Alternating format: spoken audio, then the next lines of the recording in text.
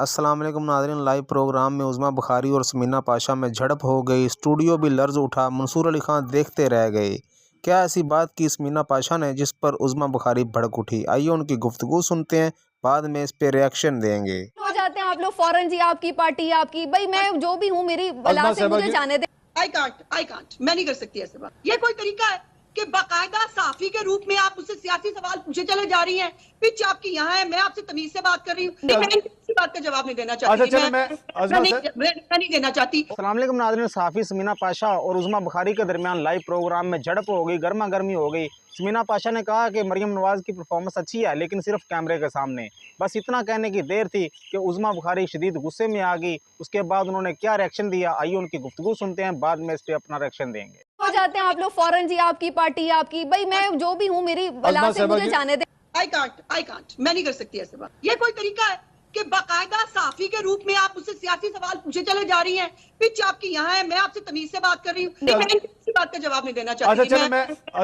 मैं नहीं देना चाहती। कौन सी वाली परफॉर्मेंस, ऑन कैम परफॉर्मेंस या ऑफ कैम परफॉर्मेंस? नहीं, अभी अज़मा साहिबा ने गिनाई है सारी आपके सामने। मैंने कहा शायद नहीं, मैं सुन रही थी, मैंने कहा शायद ऑन कैम जो परफॉर्मेंस है उसकी भी बात करनी है। वो भी बड़ी जबरदस्त थी मरियम नवाज साहिबा की, बड़े जबरदस्त उनके गेटअप्स रहे हैं, एक्सप्रेशंस बहुत अच्छे देती हैं। नहीं, वो अज़मा साहिबा ने कहा कपड़ों के ऊपर आप तनकीद ना करें। नहीं, कपड़ों पे मैंने क्या तनकीद की, मैं तो तारीफ कर रही हूँ कि बड़ी जबरदस्त परफॉर्मेंस होती है उनकी, ऑन कैम जो परफॉर्मेंस होती है, एक्सप्रेशंस बहुत अच्छे देती हैं, बड़ा अच्छे डायलॉग्स बोलती हैं। फिर जब आप उनको देखें मुख्तलिफ शूटिंग्स में तो उसमें भी बड़ी जबरदस्त लगती हैं। तो अच्छी परफॉर्मेंस के हवाले से बात करें, बाकी गवर्नेंस के हवाले से गवर्नेंस के ऊपर अब वैसे तो आपने जो खुद बड़ा अच्छा समराइज किया है वो बड़ा ज़बरदस्त है मेरे ख्याल से। और जहाँ तक उज़्मा बुखारी साहिबा भी उस पर अज़मा साहिबा बात कर रही थी बहुत सारी चीज़ों की, तो देखिए मोस्ट ऑफ द प्रोजेक्ट्स जो हैं वो अभी अनाउंसमेंट्स हैं, तो मेरा ख्याल इट्स टू अर्ली कि हम उनके ऊपर कुछ जज करें कि वो कैसे है, जब तक कि अभी जाहिर है वो ऑन ग्राउंड हमें नजर नहीं आते। और 100 डेज में फील्ड हॉस्पिटल्स तो लॉन्च 100 डेज में उस तरह से देखिए, अगेन वही बात आ जाती है, ये अभी बहुत ऐसे प्रोजेक्ट्स हैं कि जो बहुत कम लोगों को सहूलत देने के काबिल हैं और उनको हम बहुत वाइडर पर्सपेक्टिव में नहीं देख सकते एज कम्पेयर टू द मसाइल। जो मसाइल हैं, जो लोगों के प्रॉब्लम्स हैं, उसके साथ आप उसको कंपेयर करें। हॉस्पिटल तो नहीं खड़ा हो सकता। मैं यही बात कह रही हूँ, मैंने पहले यही बात की है कि 100 डेज में आप बहुत सारे प्रोजेक्ट्स को हम नहीं चेक कर सकते कि जी वो बन गए हैं, और ना ये मेरा ख्याल है अगर हम ये एक्सपेक्ट करें तो हम भी शायद उसको इतना रियलिस्टिकली नहीं देख रहे। अभी सिर्फ अनाउंसमेंट्स हैं, उन अनाउंसमेंट्स में से कौन से प्रोजेक्ट्स जो हैं वो पाया तकमील तक पहुंचते हैं ये देखना होगा, पहली चीज़। दूसरी चीज़ जो मेरे कंसर्न्स हैं बेसिकली 2-3 वो बड़े इंपॉर्टेंट हैं। मेरा तो ये कंसर्न है कि भाई आपका जो दौर आया है, सबसे पहले तो मुझे इस बात पे एतराज़ है कि आपका सीएम बनना भी जो है वो लेजिटिमेट है या नहीं है। तो मेरा तो सबसे बेसिक जो आप पे कंसर्न है वो ये है कि आपके पास जो मैंडेट है वो भी जाली है या असली है, क्योंकि ये क्वेश्चनेबल है और ये बहुत बड़ा क्वेश्चन है और ये आपका पीछा करेगा। चले यानी आप कह रही हैं कि सालगिरह मत बनाइए। हाँ जी, पहले तो मुझे इस बात पे ही एतराज है कि ये आप सीएम भी लेजिटिमेट तरीके से बने हैं या नहीं। ठीक है। दूसरी जो आपने बात की है कि जहां जहां पे भी एक विजनरी लीडर की जरूरत होती है, जहां पे आप खड़े होकर कोई विजन अपना बताते हैं और जहां पर आपका एक स्टैंड लेना होता है, तो वहां पे मुझे मरियम नवाज साहिबा तो कहीं नजर नहीं आई। जैसे आपने अभी खुद ही जिक्र किया, भावल नगर का वाकया था, किसानों का वाकया था, खारियां पुलिस वाला वाकया था, आपकी ऑपोजिशन की खवातीन है वो जेलों में बंद हैं। आज मुझे सिर्फ एक सवाल अगर आप करने की इजाजत दे दें, अज़मा साहिबा मुझे बता दें, आप क्या ये समझती हैं कि एक खातून एक वक्त में मियाँ वाली में भी हो सकती है, वो सरगोदा में भी हो सकती है, वो लाहौर के भी 4 मकामात पर हो सकती है, वो 14वीं मरतबा गिरफ्तार हुई है? आप सिर्फ मुझे हाँ या ना में इसका जवाब दे दें कि ऐसा पॉसिबल है कि एक खातून एक वक्त में 5-6 शहरों में मौजूद हो? जी अज़मा साहिबा, एक तो पहली बात यह है कि समीना आप हवालदार ना बने कि मैं आपको क्या जवाब दूं, ये आप मुझे बताएंगी, मुझे कैसे जवाब देना है, या आप मुझे बताएंगी, या आप मुझे नहीं बता सकती। सवाल पूछना आपका हक है, जवाब देना मेरा बिल्कुल फर्ज है।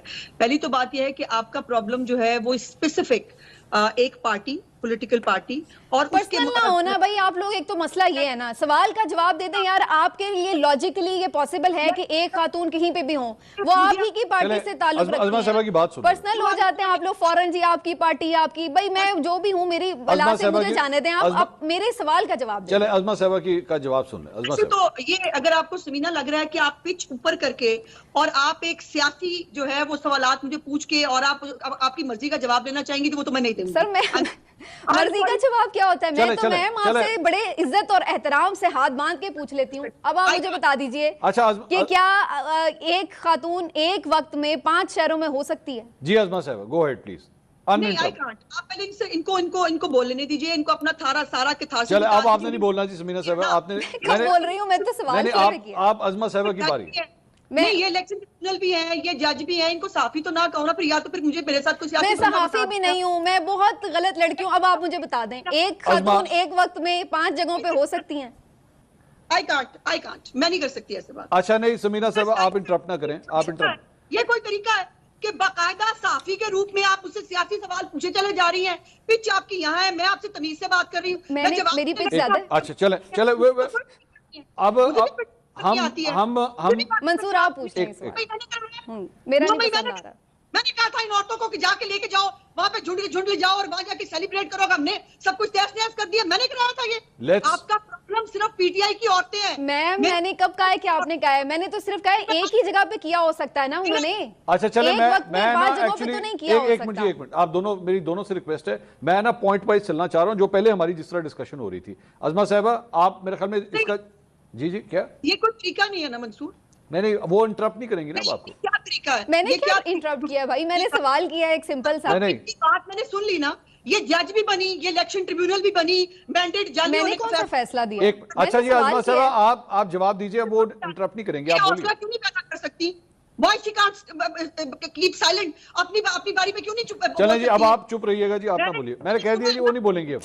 ये बनी हुई थी, इलेक्शन ट्रिब्यूनल बनी हुई थी, मैंने सुन लिया ना, और मैंने हौसले के साथ, स्माइल के साथ सुना जी। ठीक, इतना हौसला आपके अंदर भी ले आए। अगर आपको सियासी एजेंडा ही टोक करना है तो मैंने कब कोई फैसला दिया है? मैंने तो कहा है कि क्वेश्चन है उसके ऊपर आपकी जो लेजिटिमेसी है, और जहां तक ये सवाल है, मैंने कोई फैसला नहीं दिया कि वो बेगुनाह है या बेकसूर है या नहीं कुछ किया। मैंने तो सिर्फ एक लॉजिकल क्वेश्चन आपसे बड़े हम्बली पूछा है, मैम उस्मा साहिबा, कि क्या एक खातून 5 जगहों पे हो सकती? इतनी बात का जवाब नहीं देना चाहती, मैं नहीं देना चाहती। जिस तरह इनको प्रॉब्लम है पीटीआई की औरतों से, मुझे कंसर्न है वो औरतों से जो जच्चगी में मर जाती हैं पंजाब की। मुझे उन औरतों से कंसर्न है जो कैंसर की, जिनको हेपेटाइटिस की, जिनको दवाइयां देनी चाहिए, कंसर्न है। प्रॉब्लम ही कुछ और है। मैं आपसे पूछ लूं, मेरी बहस हो नहीं सकती। चले मैं इनको छोड़, आप नहीं सवाल कर सकती। अभी मुझे ऑन कैमरा और ऑफ कैमरा सुना रही हैं, जो बीबी सारा वक्त कैमरे के सामने रहती है, वो दूसरों को ऑन कैमरा और ऑफ कैमरा बताएंगी। मेरा तो काम है, ये क्या बात है? अजमा साहबा, मैं तो सवाल कर सकता हूँ ना आपसे, मैं पूछ लूँ आपसे, मैं सवाल कर लूँ। वो ये है, वो बात वही थी कि उनका जो है वो चूंकि खातून है ना, आप भी एक खातून है, ये फील किया जाता है कि जब एक खातून हुक्मरान होती है तो वो खवातीन के हवाले से जरा ज्यादा एक दिल में जो है वो दर्द रखती हैं। तो ये खवातीन जो हैं, जो पाकिस्तान तहरीक इंसाफ की खवातीन है, अब काफ़ी बार वो रिहा होती हैं, गिरफ्तार हो जाती हैं, रिहा होती हैं, गिरफ्तार हो जाती हैं। इसके हवाले से सवाल है। चलें अब आप मेरे सवाल का जवाब। आपका 100 दफा कंसर्न होगा उन औरतों के ऊपर। मेरा इस वक्त कंसर्न जो है ना, मैंने जैसे कहा कि मेरा कंसर्न पंजाब की बाकी औरतें हैं। मेरा कंसर्न ये है कि हुकूमत होते हुए हमें उनको जो है जो तकलीफ है वो पूरी, उनकी तकलीफ दुरुस्त करनी चाहिए। हमें उनको एयर एम्बुलेंस, अब मोहतरमा को किसी बात का पता नहीं है तो मैं अब क्या कर सकती हूँ? अब साफी की मालूमात का ये आलम हो कि उनको ये नहीं पता कि एयर एम्बुलेंस 3 महीने के अंदर जो है वो पाकिस्तान के अंदर ऑपरेशनल होने लगी, उनको नहीं पता। अब जिस पार्टी का दर्द लेके बैठी है, मुझे उनके प्रोजेक्ट तो बता देना, उनके 2 प्रोजेक्ट बता देने उन्होंने भाई, वो अपने प्रोजेक्ट खुद बताए, मैं उनकी कोई स्पोक्स पर्सन नहीं हूँ। मैंने आपसे सिर्फ एक सवाल किया। चले अब आप उसके ऊपर ऐसे मुझे मुख्तलिफ तरीकों से निशाना बना रही हैं, वो मेरी समझ में नहीं आ रहा है। मैंने तो आपसे ऐसी कोई बात नहीं की जो आपको ये बताइए, ये सेहत के और मैंने तो आपकी बात जी। तो नाज़रीन, आपने गुफ्तगू सुनी लाइव प्रोग्राम में। आप लोग इस बारे में क्या राय रखते हैं? राय का इज़हार कमेंट सेक्शन में ज़रूर कीजिएगा। बहुत शुक्रिया।